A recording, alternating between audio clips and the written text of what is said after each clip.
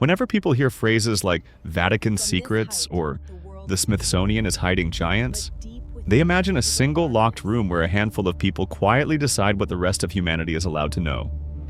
It is a powerful picture, and it works because it compresses fear, anger, and wonder into one simple story. They knew, they hid it, and you were lied to. It feels like justice when you finally see through that story, even if almost none of the details have been checked. Behind the drama, there are two very ordinary facts. First, institutions like the Vatican and the Smithsonian really do sit on mountains of material that no one person could ever fully read or catalog. Second, human beings are spectacularly good at filling gaps in knowledge with stories that make emotional sense. Combine those and you get an ecosystem where every missing bone, redacted page, or restricted archive can be turned into proof of almost anything. The question is not, are there secrets? But what kind of secrets actually exist? And what would it take to change history rather than just our mood? Take the classic Smithsonian giant story. The pattern is almost always the same. Somebody in the late 19th or early 20th century digs into a mound, claims to have found enormous bones, contacts a museum, and then the trail goes cold. Decades later, a blogger or documentary host strings together a handful of old newspaper clippings and says, "Look, hundreds of reports. How can they all be hoaxes?" The institutions involved often respond clumsily, or not at all, which makes the suspicion worse. From the outside, it feels like the only explanation is deliberate suppression of evidence that humans once walked beside towering cannibals. On closer inspection, the picture is messier and much less cinematic. That period of American history was full of sensational journalism, poor excavation practices, misidentified animal bones, and casual grave robbing of indigenous burial sites. Some Smithsonian staff held openly racist views and dismissed Native American builders as incapable of complex architecture. That prejudice is real and documented, but a real prejudice does not automatically turn every tall tale into a suppressed discovery. It explains why some finds were handled disrespectfully or never properly recorded, not why a global cover-up of literal giants must be underway. The Vatican plays a different role in the imagination. When people say Vatican secrets, they picture forbidden gospels locked away under Rome, guarded by men who know that one paragraph could bring down all of Christianity. The actual Vatican Apostolic Archive is still restrictive, but it looks less like a movie set and more like miles of shelves, climate control, and reading rooms where accredited scholars quietly turn pages. The church did shape the biblical canon and did exclude texts that some early communities treasured. Those decisions absolutely influenced how Western history and theology developed.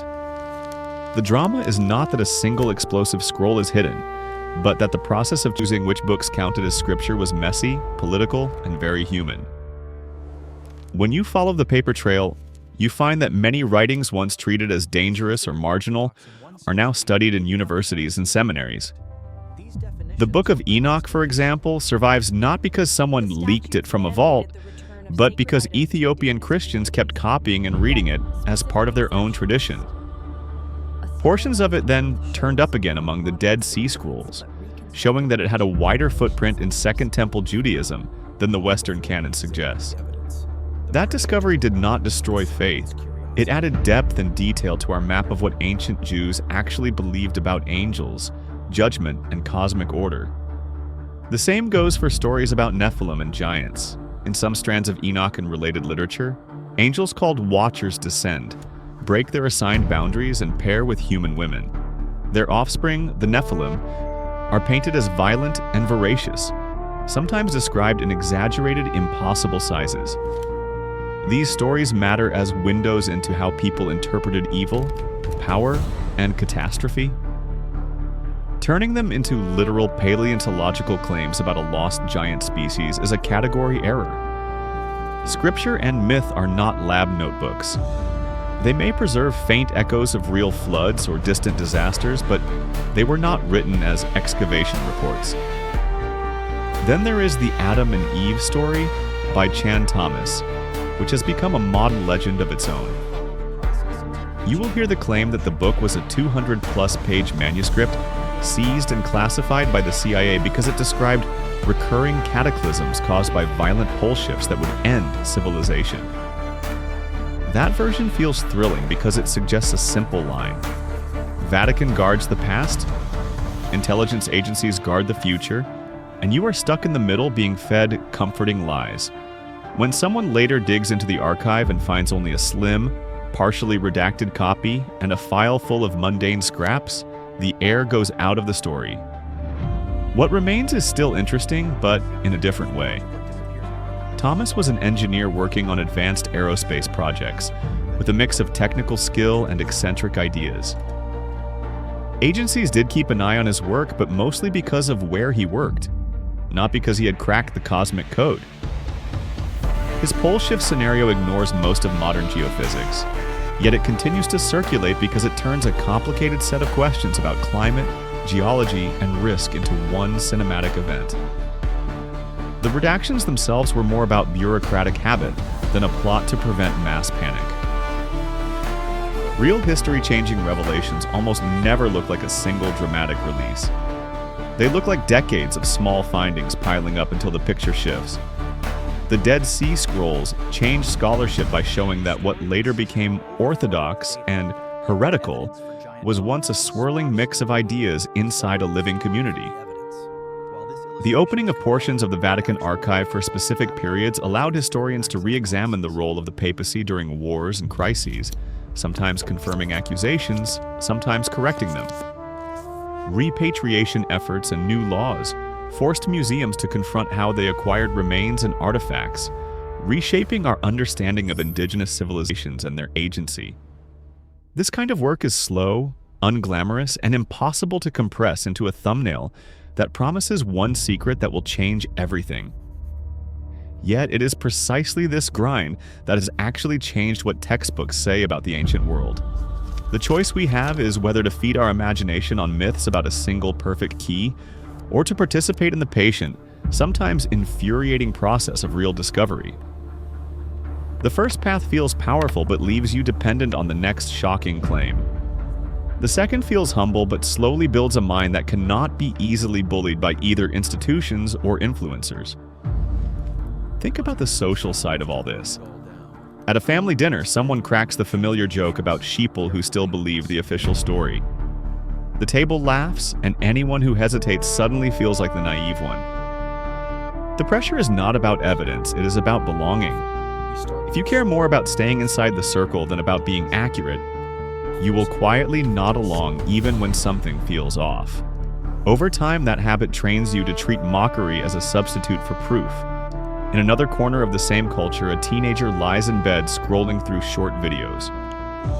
One clip after another warns about documents hidden in vaults, giants erased from history, and classified prophecies of the end times. None of the creators show sources clearly or admit uncertainty. The algorithm learns that this tone keeps attention and serves up more of it.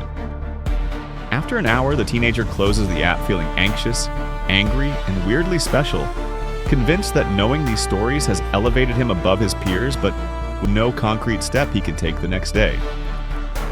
Somewhere else, a woman picks up the phone to call a friend she has known for years. She hesitates, because every conversation for the last 6 months has been hijacked by monologues about coming disasters and what they are hiding. She finally answers, but decides to draw a clear line. They can talk about practical preparations, but she will not spend another hour trapped in speculation with no exit. The friend is offended, yet over time the boundary forces him either to back his claims with tangible actions, or to admit that he was using apocalyptic talk as a kind of emotional outlet. What these scenes have in common is not the specific content of the theories, but the way stories about hidden knowledge reshape relationships. Suspicion can be healthy when it pushes you to ask hard questions about power, abuse, and history. It becomes corrosive when it turns every expert into a presumed liar and every institution into a cartoon villain. The Vatican, the Smithsonian, and even the CIA deserve scrutiny.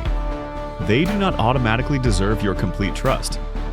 But treating them as all-powerful conspirators is just another way of giving them more importance than they actually have. A more grounded stance starts with a simple discipline. Never confuse no access yet with proof of anything I want.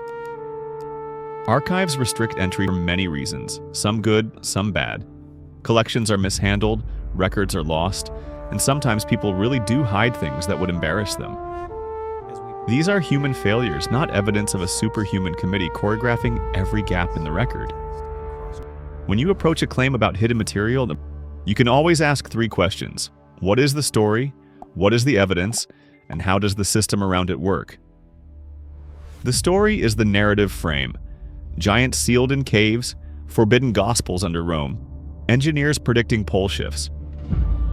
The evidence is everything that can be checked. Physical artifacts, dated manuscripts, contemporaneous reports, paper trails, and expert analysis that can survive cross-examination. The system is the network of institutions, incentives, laws, and biases that handle those objects and texts. Confusing these layers is how we slide from "some artifacts are inaccessible" to "therefore my favorite explanation is certainly true." There is nothing weak or naive about enjoying mystery while still demanding rigor. You can admit that some chapters of human history remain stubbornly foggy and that some doors may not open in your lifetime. You can also refuse to rent out that fog to the loudest or angriest storyteller of the week. Institutions will continue to make mistakes. Some will commit outright wrongs. Documents will surface that force historians and believers to rethink cherished assumptions. The remedy is not to burn down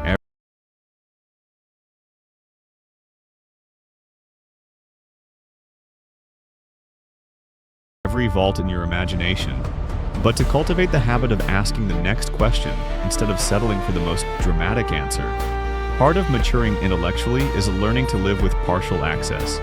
Scholars who work in the Vatican Archive or in museum basements know they will see only a fraction of what exists. They develop unglamorous virtues, they cite carefully, admit when a document is missing, and change their view when some dusty box finally gets opened. That attitude scales down to ordinary life. You do not need a researcher badge to say, "Here is what I know, here is what I have heard, and here is what I do not know." Saying that out loud feels small, but it is how adults talk when they respect both truth and themselves. The next time someone tells you that the Vatican, the Smithsonian, or any other institution is hiding the one secret that would change everything, pay less attention to the volume of their voice and more attention to the quality of their trail. Look for what can be read, visited, photographed, and cross-checked. Notice where genuine uncertainty remains and let it stay uncertain instead of forcing it to serve a narrative. History does not need one perfect revelation to become fascinating. It is already strange enough, and it rewards patience far more than it rewards panic.